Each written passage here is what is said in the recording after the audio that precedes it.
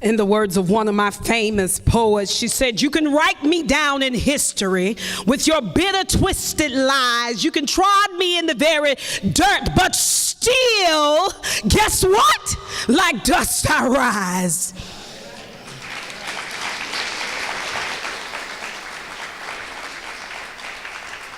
She goes on in the poem to say, "Does my sassiness upset you?"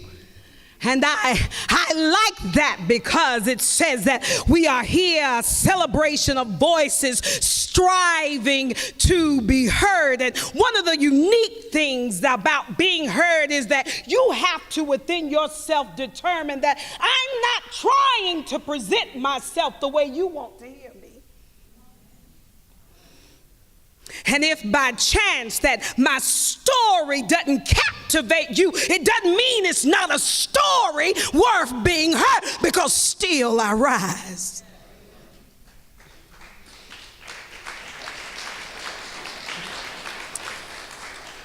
One of the things that I like about what Maya Angelou said and what Dr. King said is that there has to be this determination to rise regardless of whether or not people see you at the time in which you're living.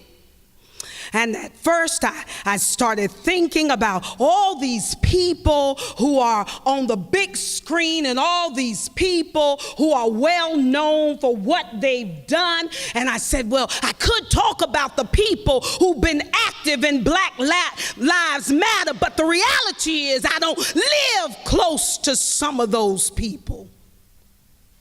And I could talk about how much that I'm so grateful for those that are on the big screen who've shouted out and their voices are being heard. But the reality is that while I enjoyed Oprah's speech and I applauded and I was awe-stricken, Oprah ain't coming to see me. And whether or not she comes by to visit me doesn't change the fact that I yet still have a voice, and my voice yet still matters. If I don't ever make ABC, if I don't ever make the national news, if I don't ever live in the White House, if I don't ever accomplish anything that anyone decides is noteworthy, my voice still matters.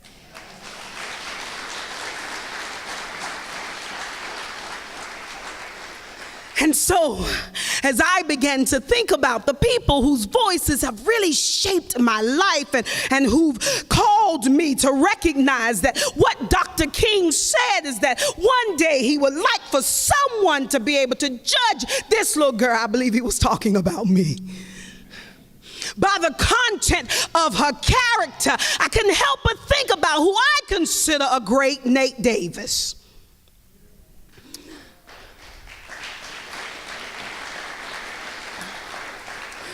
And I'm not asking you if you agree, I'm just telling you my story because it says it's a celebration of voices striving to be heard. And since I have the mic, I'll tell my story. So when I was a little girl running around on Gomez and Sykes Street, and my mama couldn't afford for me to come to camp, and every day I showed up like I was on the registration form, and Nate made sure that people treated me as if my mama was the wealthiest person in the community. And I believe that Nate understood when I didn't understand that the content of my character, which I had not yet defined, was worth being celebrated. And so he embraced me and helped other people embrace me. And so when I start thinking about a celebration of voices striving to be heard, I can't help but wonder, where are the soldiers of today that are helping the voices that haven't yet matured enough to know that you have a right to be heard? And I know that you're angry, and I know that you're disappointed, and I know that you don't see things the way that I see them, but I hear you. And I know that we don't all want to hear anger and we don't all want to see frustration. But the reality is that every time we see someone who's striking out, have we yet looked at the content of their character? And I know for many of us, we would rise up to believe that if they knew better, they'd act better. Perhaps if I had a different circumstance, my voice would look different to yours. But it looks like anger to you. It looks like victory to me. It looks like disappointment to you. It looks like I'm tired to me. Will you really hear my voice? And I need you to be able to hear my voice without your backdrop. What do you mean? I need you to hear my voice without your experience. I need you to hear my voice through my experience and understand that if we are to be a community of, I believe Dr. King said, of brotherhood, it means that whether or not you understand my story, you still can appreciate what I offer, what I have to bring to the table. And I may not ever be able to bring the finer things that you consider the finer things, because I'm not really sure what you consider fine. But I may not ever be able to bring the things that you would celebrate. But don't discount what I bring. I may not ever be able to give $50,000, but I may give you the best 50 minutes of your life. And I'm going to need you to appreciate the 50 minutes as if I gave you $50,000, because the reality is I'm still striving to be heard. I need someone to hear what it is that I have to bring to the table. And says that striving, and says making great efforts. And so I think about many of the times that Mr. Davis, for me, is one of the people that showed me that Dr. King's speech was more than rhetoric. It was more than yesterday. It's a very present today. Because after I grew up and I went on off to school, and I remember Mr. Davis, I'd stop by to pick up my little girl or my cousin, and Mr. Davis stops me out here in the parking lot and he says, "Why aren't you teaching here in Chapel Hill, Carborough City School?" I'm fine.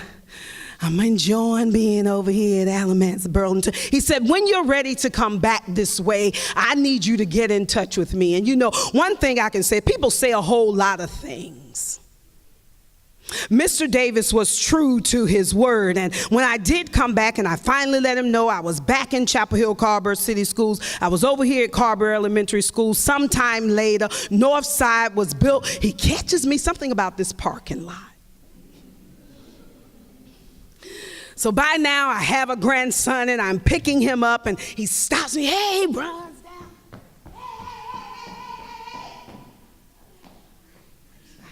I stop the car and he says, "I understand that you've been appointed the assistant principal at Northside Elementary School." I said, "Yes, sir." He said, "Is there anything that I can do to help you? Is there anything that I can do to help the community help you?" Because I believe in that brotherhood that Dr. King talked about. And so I saw that manifest in somebody that I know. Not just somebody I read about, not just someone that I seen on the big screen, but what it meant in my community.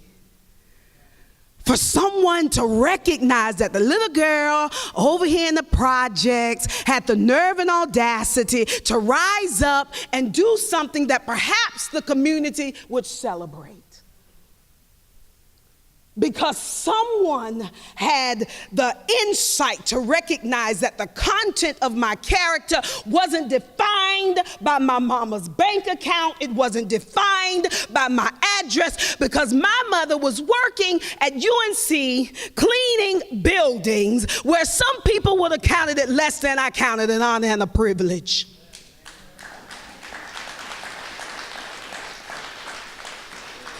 Because what my mama was able to teach me is that it was more than to say you wanted something else. You had to do something else to get something else. And again, you may not ever drive the fancy car, you may not ever have the rich bank account, but you can have the content of your character.